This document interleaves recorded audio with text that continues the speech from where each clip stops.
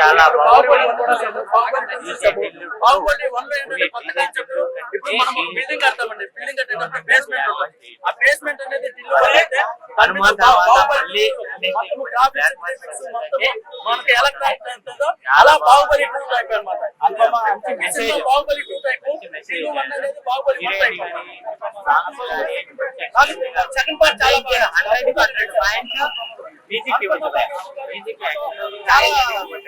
చాలా బాగా చేశారు. అద్భుతంగా ఉంది. ఒక సీన్